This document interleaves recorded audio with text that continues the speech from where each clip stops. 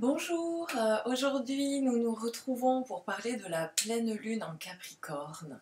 Elle aura lieu donc le lundi 3 juillet, ce sera à 13h38 heure de Paris et ce sera sur le degré 11 du Capricorne. Alors, pour savoir comment cela va nous impacter personnellement, je vous invite à regarder dans votre thème natal où se situe le degré 11 du Capricorne. En fait, ce degré va se situer dans une maison et cette maison va justement pointer du doigt des thématiques précises. Donc, si vous ne savez pas trouver le degré 11 du Capricorne, il n'y a pas de souci. Il y a donc deux vidéos sur ma chaîne YouTube. La première, c'est justement, je vous aide à vous repérer sur votre thème natal, à déterminer les degrés précis, par exemple, pour savoir comment vous impactent les nouvelles lunes et les pleines lunes. Et il y a une deuxième vidéo qui parle des maisons astrologiques.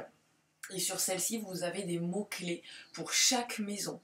Voilà, donc avec ces deux vidéos, vous allez être au top pour justement comprendre l'impact de cette pleine lune sur vous. Voilà, tout simplement. Alors on commence. La pleine lune en Capricorne, donc elle sera lundi 3 juillet. Et donc une pleine lune, bien évidemment, c'est une opposition entre ici le soleil qui est en Cancer et la lune qui est de l'autre côté, en fait, dans le signe du Capricorne. Donc cette pleine lune, elle vient nous inviter, elle nous invite à faire un bilan en fait sur donc les 15 premiers jours donc depuis la nouvelle lune en Gémeaux et que nous avons eu le 18 juin. Et elle nous invite aussi à faire un bilan depuis justement la nouvelle lune en Capricorne, qui était il y a donc à peu près 6 mois, c'était le 23 décembre 2022. Donc ici, vraiment avec le Capricorne, nous sommes invités à un bilan et à réfléchir. Alors j'ai essayé de faire un truc structuré, digne de cette pleine lune en Capricorne, parce que le Capricorne aime l'organisation, bien sûr on ne va pas le réduire à ça, mais je me disais que ça aurait été sympa de faire 3 petits checks par rapport voilà, à cette thématique Capricorne. Donc le premier point que je voulais aborder avec vous, c'était justement dans cette notion de bilan. Comment en fait, l'idée ce serait de regarder dans un premier temps ce que nous avons pu faire depuis 6 mois, mais aussi depuis 15 jours. Donc la grande question, voilà, c'est tout simplement où est-ce que j'ai pu placer mon énergie, ma persévérance, où est-ce que je me suis engagée, qu'est-ce que j'ai pu construire, ce que j'ai pu aussi même réaliser et aboutir au final, parce qu'avec une pleine lune, et je me rends compte voilà qu'avec avec cette pleine lune justement on est sur un aboutissement aussi de quelque chose et c'est intéressant de regarder aujourd'hui, voilà, où est-ce que nous sommes arrivés, tout simplement. Et on va se rendre compte de là où nous sommes arrivés, de tout ce processus, de tout ce chemin, mais aussi on va se rendre compte de ce que l'on n'a pas pu réaliser. Parce qu'automatiquement, quand on va un peu faire notre petite liste, ouais, j'ai réussi à faire ça et tout, machin, on va se dire, ah ouais, bon là, j'ai pas trop brillé, quoi. Mais en même temps, c'est pas très grave parce qu'on n'est pas du tout là pour se juger, on est plutôt là pour faire donc un bilan, un constat, et on est là pour observer, pour comprendre, et peut-être même pour intégrer, tant qu'à faire, avec Saturne, parce que Saturne, en fait, est le maître du Capricorne, et c'est vrai que le Capricorne, ici, cette pleine lune, elle nous invite aussi à un petit peu intégrer des leçons de ce que nous avons pu faire, voilà, jusqu'à aujourd'hui. Donc, vraiment essayer de poser un regard, je dirais presque un regard neutre, lister les choses simplement, sans alors se féliciter oui, mais non plus sans trop se juger et se dévaloriser. Voilà, parce que bon, je pense que ça ne va pas nous mener voilà, au bon endroit de nous dévaloriser, surtout que la vibe nous invite plutôt à prendre soin de nous et à nous relier justement à notre confiance et notre fougue. Donc pas de jugement, juste un constat, des leçons pour peut-être justement mieux amorcer, voilà, les prochaines fois. Le deuxième point, aussi c'est un peu avec le Capricorne, avec lui, alors lui c'est un ouf, parce que il est tellement persévérant et tenace, que lui c'est un peu marche-crève, on va dire ça comme ça, entre guillemets. Et des fois avec le Capricorne, on veut aller loin, on veut pas lâcher, on est en, je dirais presque en sur-régime, et, et parfois on va trop loin, et trop loin dans le mauvais sens, entre guillemets aussi, trop loin dans le sens où ça sent un peu le burn-out, ça sent un peu l'épuisement, et peut-être on a un peu trop encaissé de choses, peut-être qu'on a un peu subi. Donc l'idéal c'est aussi de voir un peu les situations où on a un peu trop forcé sur soit notre capacité en fait à fournir de l'énergie pour réaliser des choses, où on a été vraiment dans un épuisement. Donc ça, voilà, je sais pas si ça a été très porteur pour vous, mais voilà, peut-être juste regarder ça et en faire une conclusion. Et puis si vous avez la sensation d'avoir trop porté, et surtout des choses peut-être même qui ne vous appartiennent pas, et bien à un moment c'est aussi de tout simplement de lâcher ça, parce qu'au moins cette partie de vous qui fonctionne là où vous n'avez pas à être, si vous lâchez cette partie-là, cette énergie pourra aller à un endroit où vous avez envie d'aller. Donc c'est peut-être un peu plus sympa. Voilà. Donc en tout cas, je trouve que c'est intéressant avec cette pleine lune de regarder un peu ce qu'on porte en trop, hein, de trop ou trop longtemps, et peut-être que c'est le moment de clôturer certaines situations. Troisième point. Troisième point, nous sommes sur... Alors attends, je regarde mes petites notes. Oui, ça y est. Troisième point, c'est avec le Capricorne. On est aussi dans nos rigidités. En fait, le Capricorne, c'est un gros bosseur. Lui, il faut que ça avance. Il est hyper organisé, il planifie.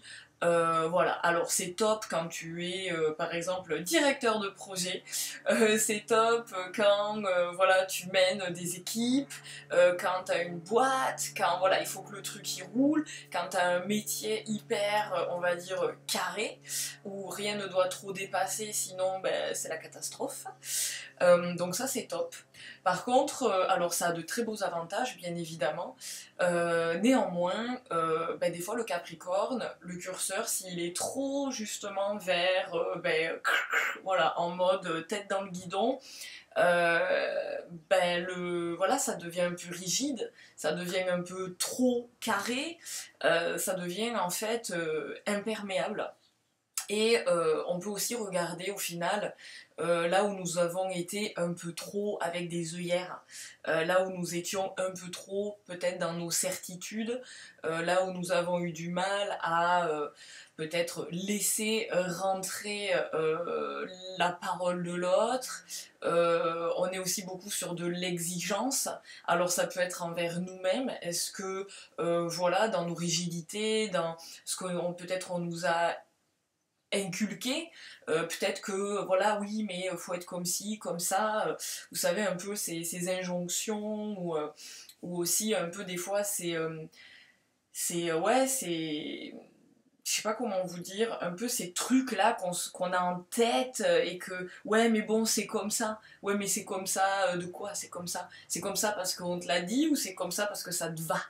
Vous voyez le fossé parfois. Et donc à un moment peut-être voilà, se dire je vais essayer de peut-être plus trop fonctionner comme si, parce que au final, ça me coûte. Et oser peut-être changer.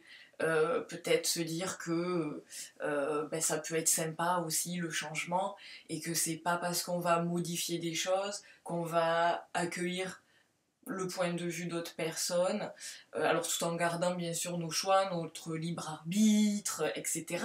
Mais voilà, peut-être essayer de faire un petit peu bouger les lignes, alors pour nous, mais aussi pour les autres. Voilà, pour amener un peu de souplesse. Parce qu'alors le Capricorne, il n'y a pas de souci, hein. Moi j'ai un nœud sud en Capricorne, je viens du Capricorne, nous dirons ça comme ça.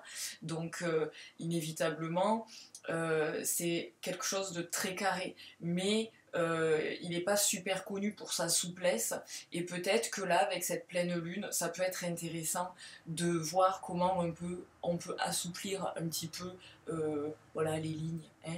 Voilà, si on pouvait un peu les décaler, hein, si on passait d'une 2 voix à 4 voix, hein, ça serait peut-être plus sympa, plus fluide aussi.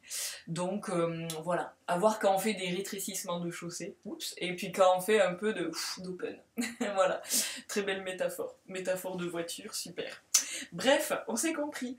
Voilà, donc ça c'était nos 3 petits points. Voilà, checkpoint Capricorne.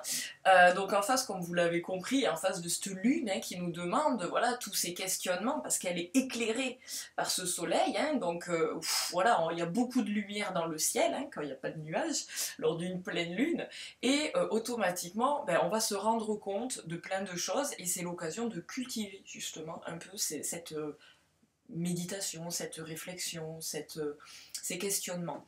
Et donc le soleil, lui, avec Mercure, Capricorne, en cancer, eux deux, en fait, nous invitent à dire, ok, tu fais ces bilans, tu réfléchis là-dessus, ok, c'est cool, c'est bien, c'est important. Par contre, hein, on n'est pas dans l'autoflagellation, ok? On n'est pas dans le jugement et on va essayer justement d'amener un peu de fluidité, un peu de bien-être et un peu de réconfort. Donc, dans tout ce qu'on va pouvoir un peu remuer pendant cette pleine lune, ne pas oublier de se prendre vraiment des temps de repos, des temps où on va faire des activités qui nous font du bien, nous relier aussi peut-être à notre créativité, peut-être voilà, accepter le Capricorne, c'est un gros bosseur. Donc automatiquement, si on se dit oui, ouais, là faut taffer, machin, faut avancer, j'ai plein de trucs à faire, ok, mais c'est pas parce qu'on va être à fond, 24 heures sur 24, entre guillemets, que on sera beaucoup plus performant. Peut-être que justement, en prenant un peu des temps de pause, du repos, en se faisant aussi plaisir, on va aussi renouer avec peut-être d'autres parties de nous-mêmes qui font qu'on sera peut-être plus reposé, plus à l'aise, plus souple, et justement on sera peut-être aussi plus à même pour aller vers ce qui nous anime tout simplement. Donc en tout cas, voilà, essayons de trouver un équilibre entre un petit peu ces deux énergies, entre le cancer, voilà cette quête de tranquillité et cette lune en Capricorne qui nous montre hein, ce besoin quelque part d'avancer, de persévérer, mais aussi qui nous montre là de par cette pleine lune que parfois ça peut être intéressant de faire un bilan, de prendre un temps, de se calmer, de se poser, voilà, et tout simplement pour pouvoir mieux redémarrer après une fois tout ce checkpoint et aussi tout ce repos un petit peu mis en place, ça peut nous faire du bien. Ensuite, on a quand même des super beaux aspects avec Soleil et Lune qui sont eux en opposition. On a des super aspects avec Jupiter qui est en Taureau et Saturne, en fait, lui qui est en Poisson. Et Jupiter en Taureau, il peut nous amener, en tout cas, c'est en soutien, hein, il peut nous soutenir dans donc ce bilan par rapport à ce que nous avons construit.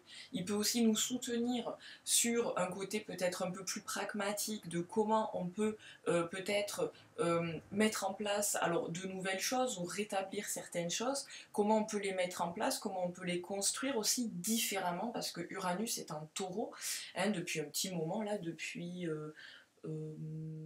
j'ai plus la date en tête, j'ai pas envie de vous dire une bêtise, bref. En tout cas, depuis peut-être au moins, je dirais, au moins 6 8 ans, quelque chose comme ça, bref.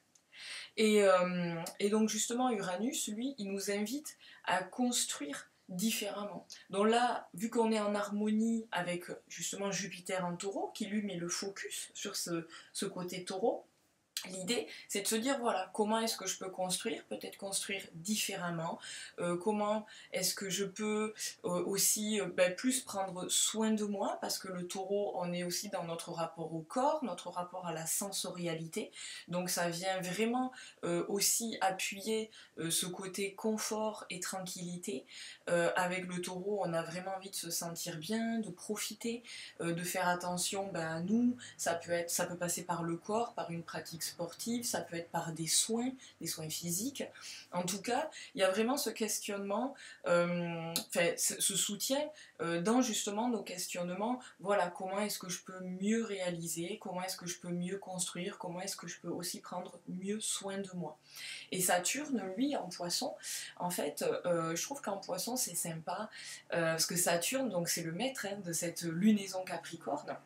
Et lui, il nous dit tout simplement, voilà, je vais t'aider à amener de la lucidité dans tous ces questionnements peut-être que tu as aujourd'hui, dans toutes ces prises de conscience, c'est Saturne qui parle, Saturne dit, je vais essayer de t'accompagner, voilà, sur ce chemin, sur ce processus, pour t'amener de la lucidité, de la sagesse, à intégrer aussi, voilà, les expériences que nous avons vécues. Et vraiment ici, il vient nous relier aussi en Poisson avec notre confiance en nous-mêmes, nous dire oui, je sais, je te demande du travail, mais j'ai confiance en toi. Regarde, on va vers ton but. En Poisson, on va vers nos rêves, on va vers nos idéaux, on va vers nos aspirations. On est vraiment dans une dynamique où le Poisson, alors on lave aussi beaucoup de choses, hein. On essaye c'est le dernier signe des Poissons, donc on se purifie. Mais on a aussi justement ce côté sans limite des Poissons nous amène vers une ouverture au niveau de notre regard, donc il nous permet à la fois de nous débarrasser de certaines choses et à la fois de nous ouvrir sur quelque chose peut-être de plus grand et peut-être de voir même plus loin. Donc là, Saturne, avec ce checkpoint, nous dit ok, tu en es là aujourd'hui, tu voulais mettre ça en place, mais n'aie pas peur de te connecter en fait à quelque chose de plus grand. Alors aujourd'hui, peut-être, voilà, tu n'as pas forcément les billes pour y arriver, mais lui, il nous ouvre en fait cette porte. Et ça, je trouve que c'est important d'oser rêver, voilà. Ça fait pas de mal, ça coûte pas cher de rêver, donc profitons-en. Et en tout cas, il nous amène vers la réalisation de ce dont on a envie, quoi, tout simplement. Donc voilà, je trouve que c'est plutôt sympa en énergie avec les luminaires. Et le dernier aspect dont je voulais vous parler, c'est en fait avec Mars et Vénus qui sont en Lion. Eux, alors tu as une vidéo pareil hein, sur ma chaîne YouTube pour voir un petit peu quelle est cette vibe Vénus en Lion et surtout sa rétrogradation qui sera du 23 juillet au 4 octobre. Et voilà, il y a une vidéo là-dessus pour mieux comprendre et intégrer la vibe Lion de cette année. Et justement, Mars et Vénus, alors ne sont pas en conjonction exacte par contre, ils sont très très très proches, et eux, là, ils sont à bloc en Lion, justement, comme je te disais au début de la vidéo, où on essaye de nous relier, justement, hein, les planètes, elles nous disent « Wow, c'est quand tu veux, là, ton authenticité, ta liberté d'être, ton expression, ta créativité, ton leadership, vas-y, vas-y, fonce. Qu'est-ce que tu fais? Il y a Mars, principe d'action, le mec il est en mode turbo. Vénus, elle, pareil, elle est à bloc, justement à côté elle a Mars, donc c'est je veux et j'y vais. Franchement, on peut pas rêver mieux. En plus, en Lion, signe de feu, signe hyper dynamique, super motivé, avec un peu de chance, grosse confiance. Donc, let's go là, il y a le drapeau là, c'est parti quoi, il n'y a plus de... Enfin, il n'y a plus de frein presque, j'ai envie de dire. Et là, il y a un carré à Uranus. Alors un carré, vous allez me dire, ouais, mais un carré, c'est un objet, n'importe quoi. C'est un aspect contrariant, c'est un aspect maléfique, c'est un aspect dur. Et oui, alors certes, peut-être, oui, forcément, le carré, c'est, tu vois, c'est la big tension, mais c'est dynamique. Et ça, c'est hyper intéressant parce que moi, les carrés, on en a, alors souvent, on en a quand même un peu tous hein, dans notre thème natal. Et en fait, ce sont des aspects dynamiques qui ne viennent pas nous enfermer dans ah mon Dieu, tu as un carré, c'est grave, mais plutôt dans ok, il y a un carré, il y a un défi, il y a un challenge. Alors, la grande question, c'est voilà, est-ce que tu le relèves ou pas? Alors, nous, on le relève, on est d'accord. Et comme on le relève, on va optimiser justement ce carré et ses énergies.